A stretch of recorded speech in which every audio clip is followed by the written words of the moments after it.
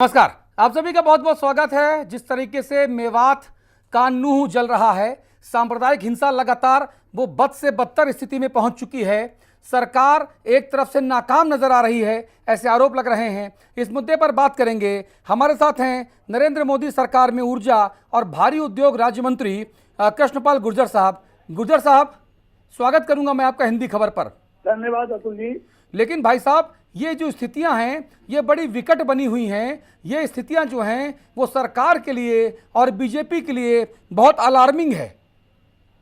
देखिए अतुल जी, मैं सिर्फ इतना कहना चाहूंगा, बहुत दुर्भाग्यपूर्ण घटना है जो नहीं होना चाहिए था।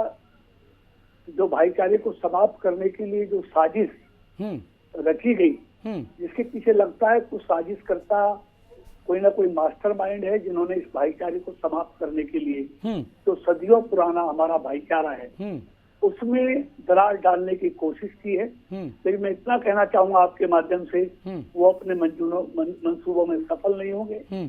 हमारा भाईचारा कायम था, है और रहेगा। कोई भी ताकत, कोई भी साजिश करता इस थोड़े समय के लिए मत सकता है, लेकिन भाईचारे को समाप्त नहीं कर सकता, ऐसा हमारा अटूट विश्वास है जी इस भाईचारे पर। जी गुर्जर साहब, लेकिन बड़ा सवाल यह है कि हर साल यात्रा निकलती थी। ये शोभा यात्रा विश्व हिंदू परिषद की ऐसा नहीं कि पहली बार निकल रही है, ये आजादी के बाद से लगातार निकलती रही है। इसका नाम अब जो है विश्व हिंदू परिषद और तमाम दूसरे उससे जोड़ा जा रहा है। लेकिन बड़ा सवाल है कि तब कुछ नहीं होता था, अभी क्यों कुछ हुआ? क्या ये हमारी एलआईयू की फेल्योर है क्या?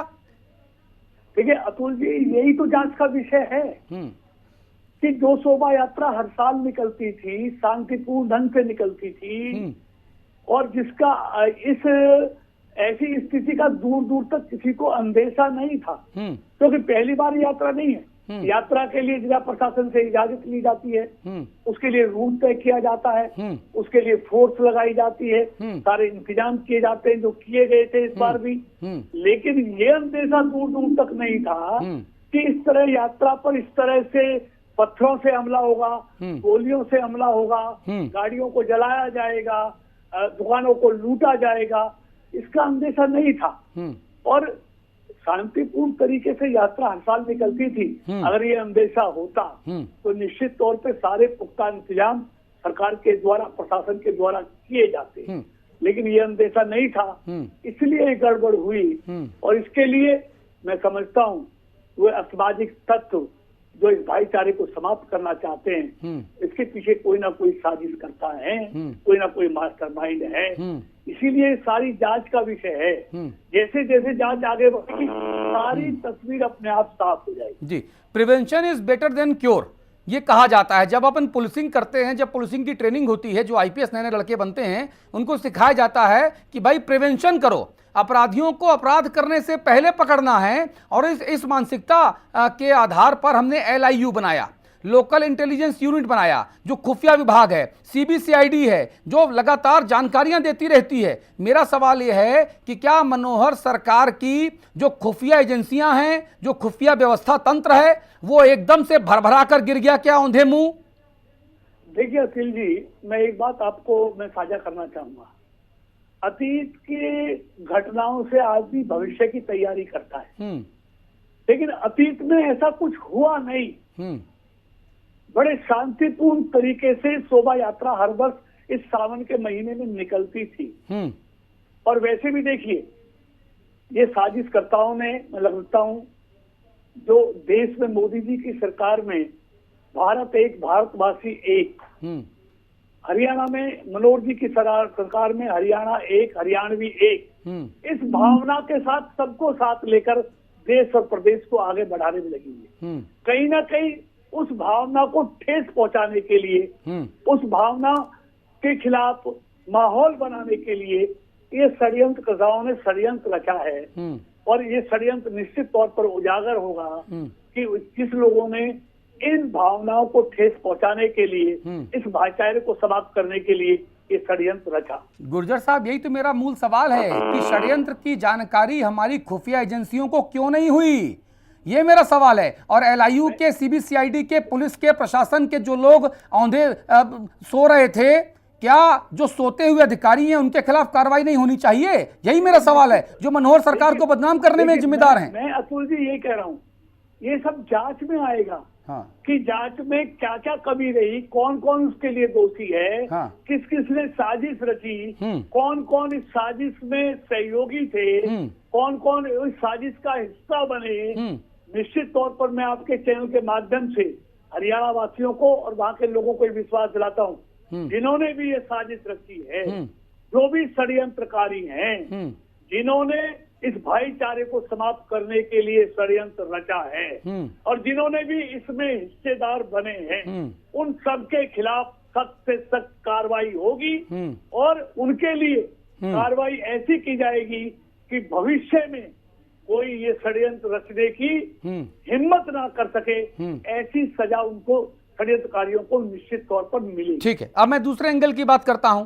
दुष्यंत चौटाला जी जो डिप्टी सीएम हरियाणा सरकार हैं, जेजेपी वाले, उन्होंने साफ तौर पे कहा है कि जो विश्व हिंदू परिषद की शोभा यात्रा थी उसमें शासन और प्रशासन को यह नहीं बताया गया था कि कितने लोग आएंगे, और जरूरत से ज्यादा लोग आने की वजह से यह अव्यवस्था फैली, दूसरे समुदाय के लोगों को दिक्कत हुई और फिर आज हालात इतने तनावपूर्ण हो गए हैं। तो क्या विश्व हिंदू परिषद के आयोजकों के ऊपर भी कार्रवाई होगी, क्योंकि डिप्टी सीएम का बयान है? देखिए अतुल जी, विश्व हिंदू परिषद में पहली बार नहीं, अनेक बार निकालते हैं। हाँ। और उसके लिए बाकायदा कानूनी तौर पर इजाजत भी लेते हैं। हाँ। और रूट भी तय कराते हैं। तो इजाजत लेने के बाद, मार्ग तय कराने के बाद, उसी मार्ग पर और इजाजत के साथ उन्होंने शोभा यात्रा निकाली थी।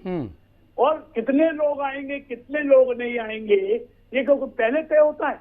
सारी पार्टियां रैलियां करती हैं, नेता रैलियां करते हैं, रैली में कितने लोग आएंगे, कितने नहीं आएंगे, जुलूस में कितने लोग आएंगे, कितने ले आओगे, ये कभी इसका कोई पैमाना नहीं है, कोई तय नहीं कर सकते। और इसका मतलब ये भी नहीं है कि लोग ज्यादा आ गए तो उन पर हम पत्थर बरसाएंगे, उन पर हम गोली चलाएंगे, उनकी गाड़ियों को आग के हवाले करेंगे, हम दुकानों को लूटेंगे। क्या ज्यादा आने के का मतलब ये उनको इजाजत मिल जाती है गोली चलाने की, आग लगाने की, दुकान लूटने की? ये उनको अख्तियार देती है ये सारी चीजें? तो मैं कहता हूँ ये अख्तियार नहीं देती। ये बहुत घृणित कार्य किया है। हाँ। ये भाईचारे को समाप्त करने के लिए किया है। निश्चित तौर पर ऐसी कार्रवाई करने वालों को निश्चित तौर पर सजा मिलेगी और कड़ी सजा मिलेगी। आप भाईचारे की बात कर रहे हैं, लेकिन स्थानीय स्तर पे तो अब इस तरह से चीजें कही जा रही हैं। उनका कहना है कि भाई हिंदू तो भाईचारे की बात करते हैं, लेकिन मुस्लिम समुदाय के जो दंगाई हैं उनके लिए तो हिंदू केवल चारा है, चारा। अब ऐसी बातें की जा रही हैं, बताइए। देखिए, हम इन बातों में विश्वास नहीं करते, हम भाईचारे में विश्वास करते हैं। ऐसे असामाजिक तत्व कहीं भी मिल सकते हैं। हाँ। तो इसीलिए चंद लोगों के कारण हम भाईचारा समाप्त कर देंगे, ये संभव नहीं है। हाँ। हम जो है सबका साथ, सबका विकास, सबका विश्वास, और सबका प्रयास, सबको लेकर साथ चलने प्रयास वाली मोदी जी की, मनोहर जी की नहीं, लेकिन जिस तरीके से प्रयास हो रहा है जमीन पे, वो प्रयास नाकाम दिख रहा है। मुख्यमंत्री का बयान आ गया, मुख्यमंत्री जी मनोहर लाल जी कहते हैं कि भाई पुलिस सबको सुरक्षा नहीं दे सकती है, यानी अपना अपना देखो भाई साहब, आपने हमको वोट देके सीएम बना दिया, अब जय सिया राम, बाकी अपना अपना देखो, आप राम भरोसे हो। देखिए अतुल जी, उनकी बात को अन्यथा लिया गया है। हाँ। मुख्यमंत्री जी ने हमेशा कहा है अपने प्रदेश की लोगों की जान माल की सुरक्षा करना हमारा कर्तव्य भी है, हमारा धर्म भी है। हम पहले भी किए, आज भी करेंगे, भविष्य में करेंगे। इस बात से हम हटने वाले नहीं है, डिगने वाले नहीं है। लोगों ने हमको इसीलिए सरकार में बैठाया है कि आम आदमी सुरक्षित वातावरण में रहे। अतुल जी, मैं बताना चाहूंगा, आज हिंदुस्तान में अगर निवेश आ रहा है भारी संख्या में, हरियाणा में निवेश आ रहा है, तो उसका एक ही कारण है, स्टेबिलिटी और सिक्योरिटी। लेकिन ये हो गया अचानक। इसका मतलब ये नहीं है कि हरियाणा में सिक्योरिटी नहीं है, हरियाणा में स्टेबिलिटी नहीं है। देश में भी स्टेबिलिटी है, सिक्योरिटी है, इसलिए पहले से ज्यादा निवेश देश में भी आ रहा है, प्रदेश में आ रहा है। और ये इस जिम्मेवारी से हम बचते नहीं है, ये जिम्मेवारी हमारी सरकार की है। आम आदमी सुरक्षित महसूस करे, उसको सुरक्षा देना, उसके जान माल को सुरक्षित रखना, ये हमारी सरकार की जिम्मेवारी है। और ये मुख्यमंत्री जी ने भी कहा है और हम सब कह रहे हैं, इसमें वो अन्यथा लिया। उन्होंने ये नहीं कहा था, उन्होंने ये कहा था कि हर घर पर पुलिस नहीं बैठाई जा सकती। उन्होंने सुरक्षा की गारंटी की बात से इंकार नहीं किया है। ठीक है, उसकी बात, उनकी बात को अन्यथा लिया गया है। ठीक है, वो कभी भी अपनी बात से डिगे नहीं है। हाँ। उन्होंने पहले दिन से और आज भी कह रहे हैं, हाँ। हरियाणा वासियों को हमारी पहली प्राथमिकता उनको सुरक्षित माहौल देने की जी। है, वो हम देंगे। जी। ये मनोहर जी ने कड़े शब्दों में कहा है। मंत्री जी, लेकिन अब आरोप ये भी लग रहे हैं कि जैसे गुजरात में हिंसा हुई सत्ता के संरक्षण में, हालांकि अदालत में साबित नहीं हुआ, ऐसे आरोप लगते हैं सामाजिक तौर पे, तरह तरह के लोग लगाते हैं, मैं सहमत नहीं हूं। ऐसे ही आरोप जो हैं अब इसमें लगाए जा रहे हैं और कहा जा रहा है कि मेवात और नूह की हिंसा ये संयोग है या प्रयोग है, ये गुजरात पार्ट 2 तो नहीं, सत्ता के संरक्षण वाला। देखिए, गुजरात के मामले में भी सारी तस्वीर सुप्रीम कोर्ट ने साफ कर दी है। हाँ। इन लोगों ने आरोप लगाए थे, उनको मुंह की खानी पड़ी है। और जो लोग आज इस माहौल में राजनीति कर रहे हैं, कुछ लोगों को ऐसे माहौल में सिर्फ वोट दिखाई देती है। हमको वोट नहीं, हमको भाईचारा दिखाई देता है।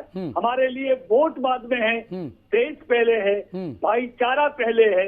हम इस संकल्प के साथ मोदी सरकार भी काम करती है और मनोहर जी की सरकार भी काम करती है। इसलिए हम भाईचारे को समाप्त नहीं करेंगे। हम सबको साथ लेकर चलने वाले लोग हैं। हमारे लिए देश पहले है, भाईचारा पहले है। इसलिए हमारे लिए वोट बहुत पीछे है। वोट तो आती रहेंगी, जाती रहेंगी, सरकारें बनती रहेंगी, जाती रहेंगी, लेकिन भाईचारा हमेशा रहना चाहिए। इस संकल्प को हम मोनू मानेसर, मंत्री जी मोनू मानेसर का नाम आ रहा है और कहा जा रहा है कि भड़काऊ वीडियो मोनू मानेसर ने डाला। अगर शासन प्रशासन सरकार के स्तर पे तभी चेत जाते तो इतना बवेला ना होता।